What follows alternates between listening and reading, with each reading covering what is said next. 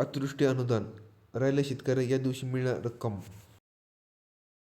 मागील वर्षी 2025 खरीप हंगामात महाराष्ट्र शेतकरी अतिवृष्टी नुकसान झालेले पूर्व अवकाळी पावसामुळे शेती फळबाग पशुपालनामध्ये नुकसान होते. नुकसान सावली राशीत अतिवृष्टी नुकसान भरपाई रब्बी हंगामाच्या परत अनेक टप्प्यात मदती खाते पोहोचले विलंब आले. KYC प्रतिक्रिया अडथळे येण्यास लाभ वंचित आहे.